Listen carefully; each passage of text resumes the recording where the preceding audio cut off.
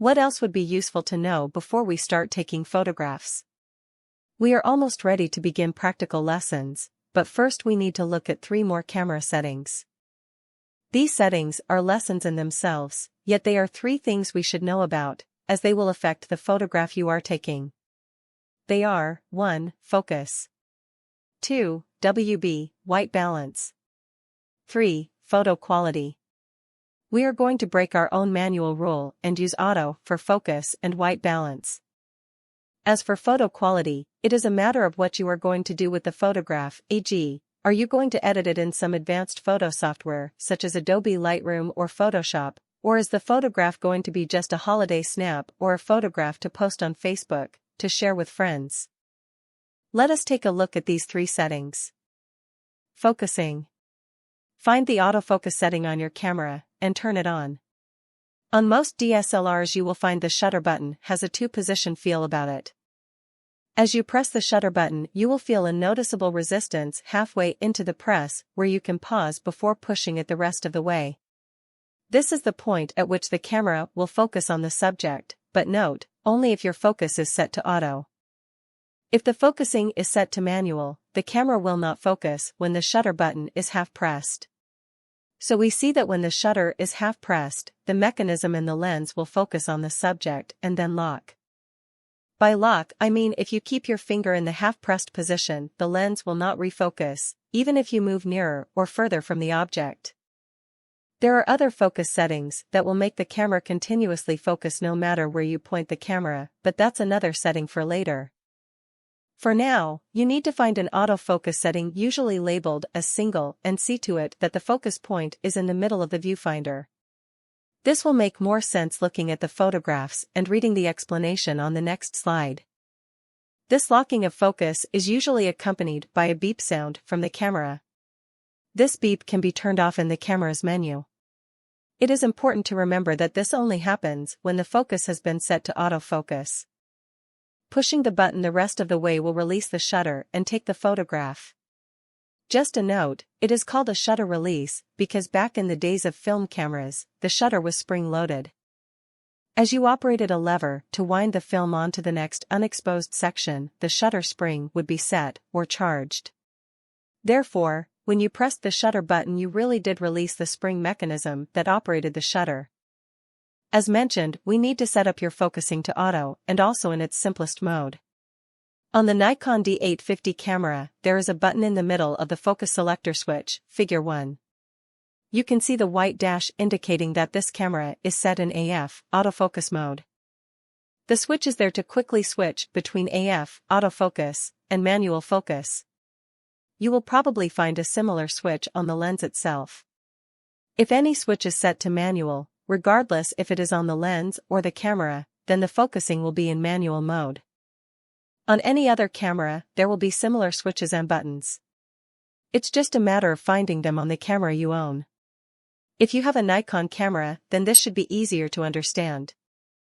When you press and hold this button you will find that you can alter between many focusing modes, which will be displayed on your camera screen. You can do this by using the 2 control wheels on the front and the back of your Nikon. If there is only one control wheel, then the modes will be selectable somewhere in the camera's menu. Important, all the focusing modes only apply when the camera is set to AF. In manual focus mode, it is up to you to focus using the lens's focusing ring. More about that on the next slide. First, note the AFS indication. This means single area autofocus. In this mode, it does exactly what we said on the last slide. Half pressing the shutter button will focus and lock on the subject. The big S at the top indicates that the camera will use one single focus point. So what does that mean? Look at figure 3 very carefully.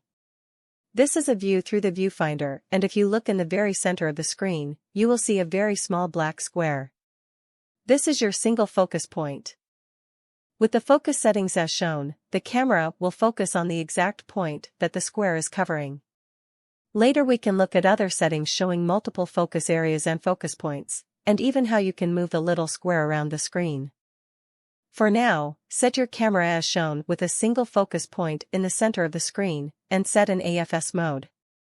The little symbol above the AFS in Figure 2 just represents the focus mode we are using. The focus indicator. These are 3 photographs looking through the viewfinder. I have shown the focus indicator by drawing a red circle around it. Before we explain the focus indicator, let us see, just for fun, if you can relate to the information at the bottom of the screen to what you have learned so far. The shutter speed is shown as 1/1.3 seconds, an odd fraction, but that's what happens when the shutter speed increments are set to thirds. The f-stop, or aperture, is set at f16 and the ISO is at 800. Let us now see if you have been taking notice. There is no sign of the exposure meter, you know, the little scale with the plus at one end and the minus at the other. Why is that? If you look closely, you will see an A at the bottom middle of the screen. Remember we said the exposure meter is only visible when the camera is in manual mode. This camera is set in aperture priority, hence the capital A, which is a semi-auto mode, therefore the exposure meter is not needed. In manual mode, an M would be where the A is, and the exposure meter would be visible. We will look at aperture priority some other time. This was just to give you a little reminder of what you should have learned so far. Let us get back to the focus indicator. With the focus set in auto as we discussed in an earlier slide, and the shutter button half pressed, the camera will lock focus and an indication that this has happened will appear in the viewfinder. In the case of a Nikon camera, the indication is the small white spot which I have circled in red in Figure 1. Remember, the focus point in the center of the viewfinder is the point at which the camera has focused and it is the only point that is definitely in focus. All the surrounding area's focus is dependent on the aperture. Why the aperture, you may ask? This will be explained when we talk about DOF, depth of field, later in the course. Once focus lock is achieved, you may press the shutter button the rest of the way to take the photograph. As the camera tries to focus, you may see a small arrow appear, pointing left or right as the camera searches for a focus lock as in Figure 2 and Figure 3. Sometimes the camera may struggle to focus lock because the object does not contain enough contrast, i.e., a plain object of one color. We call this focus searching, as the camera is literally focusing near and far to try and establish a lock. When the focus locks, it is locking dependent on the distance between the camera and the object, so once it has locked, take the photograph without moving the camera further or nearer the object, as moving the camera in this way will mean it is no longer focused on the subject and your resulting image may be blurred. Sometimes it is easier to switch the focus into manual if the camera is focus searching too much, in which case you will have to use the focus ring on the lens. As you manually turn the focus ring, you will see the focus indicator do its job and the arrows will flit from left to right and the spot will appear when you are in focus. When you hand hold the camera, it is difficult to achieve a steady spot as the slightest movement will change the focusing distance and the dot will be replaced with a left or right arrow. Remember, in manual focus using the lens's focus ring, the focus will not lock. This actually tells you that even when in auto, once locked, any movement may alter the focus. Sometimes this doesn't matter too much, other times it does. That's all to come in the DOF, depth of field section. 2. White balance. The second of the last 3 things to look at before we start the practical sessions is white balance. The color of light emitted from a light source is measured as a color temperature. This temperature is measured in kelvins, K. The scale goes from 1000 kelvins to 10,000 kelvins. But what does it mean? Take a look at this chart. It shows the light from a candle is in the reddish-orange region, where daylight is more to the blue end. The object of the camera's white balance setting is to make anything white that you photograph look white, and not be tinted with the color of the light source. This is so that your photograph will look more real or natural. As white balance can be quite involved, we can look at how it affects your photographs later. For now, we will let the camera take care of the white balance, so set your camera's white balance mode to auto. The last thing we will look at before doing some practical work is picture quality. 3. Picture quality. RAW. There are 2 basic formats that your camera can use to store the photograph you have just taken. Nikon call this picture quality, and though this is true, the quality is defined by one of two formats. They are JPEG and RAW. The first thing you need to know is what is the difference and why choose one over the other. If we look at these two photographs, you will notice there is a slight difference. The JPEG seems to have a bit more color in it, or what we call more saturated. There is a reason for this. The JPEG has been processed by your camera, the RAW file has not. When a photograph is taken in the RAW format, the sensor captures all the information it can from the scene. It basically captures all the ingredients that a photo editing piece of software like Adobe Photoshop can use so that you can edit the photograph in any way you see fit. Think of RAW as an exposed film that has yet to be developed. When you have developed the film, think of that as a JPEG. Once we have edited the RAW file to our liking, we can throw away all the unused ingredients and export the photograph out of the digital editing software as, you've guessed it, a JPEG file. Once done, you can't turn the JPEG back into a RAW file, and the JPEG cannot be edited anywhere near to the same degree as a RAW file, as all the ingredients have been thrown away. In other words, you have done the processing, not the camera. All this raw information creates a large file. The above RAW photograph is a whopping 93 megabytes.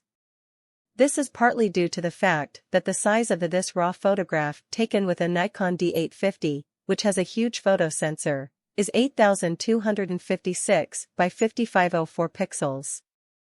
A pixel is the smallest dot on your computer monitor, which can be either red, green, or blue. The thousands of pixels make up the picture that you see. Picture quality. JPEG. When you take a photograph, the image that appears on the screen on the back of your camera is a JPEG image. As we now know, this means the image has been processed by the camera. On most cameras, you will be able to decide how you want the camera to process the image to create the finished JPEG file. Somewhere on your camera, there will be a menu like the one shown below, or a dial with similar settings, to let the camera know how you would like it to process the photograph you have just taken. Don't forget, these processing options only apply to create the JPEG files from the RAW picture file. The RAW file does not have any processing done, so none of these settings have any effect on the RAW file. Picture quality. JPEG. In the image on the right, you can see the picture control is set to auto. Though this does not mean auto for shutter or aperture settings to get a correct exposure. That will still be down to you. An underexposed photograph, for example, will still be underexposed regardless of the settings on this list. What this does do is produce a JPEG from your RAW file that has the color characteristics of whatever setting you choose in this menu. I changed the setting to monochrome, which is basically black and white, and took both the photos on the left. As you can see, one of them, the RAW photograph, is still in color. With most modern DSLRs, you can set the camera so that when you take one photograph, it will save not only the RAW file, but also a processed JPEG file. As you can see, the RAW file is still color as it has not been processed and has totally ignored any setting you have selected in this menu. The JPEG, however, has been processed according to your selection. In this case, we have our black and white photograph. As it has been processed, there is no way to recover any color even if you load the photograph into a piece of photograph editing software. The color information has been discarded and cannot be retrieved. If you are taking simple holiday snaps, then maybe you could select, for example, vivid, and have the camera produce a colorful finished article. If you intend to do any editing and processing of the image yourself, in some photo editing software, then it is essential that you set your camera to take RAW images. Picture quality. JPEG. As a final example of why a RAW file is essential for editing, we can look at the above images. First, take note that these two images are the same photograph before and after processing and editing in Photoshop. The original photograph, as you can see on the left, looks very underexposed. You will learn later when we look further into light metering, that if the foreground was correctly exposed, the sky would be so bright, it would most likely be pure white with no detail at all. This would be called a highlight. Note that in RAW there is a small chance to recover some detail if the highlight isn't totally washed out, meaning, isn't so totally white that white itself is the only color available. In the same vein, there are areas of this photograph that are black. These are referred to as lowlights. Again, if these areas were totally black, there would be no way to see any detail, but this is the beauty of a RAW file. There is still detail that is recoverable, as you can see in the right-hand image. We have what is called raised the shadows, and then lowered the highlights to retrieve detail that can be seen in the second image. The most important thing to know is that if the left-hand image was a JPEG, then any potentially recoverable details, which are part of the data file itself, would have already been lost by the camera's processing, and it would be impossible to produce the image on the right. The editing and detail recovery was performed in Adobe Photoshop. What I have shown you here is why it is essential to shoot in RAW for editing purposes.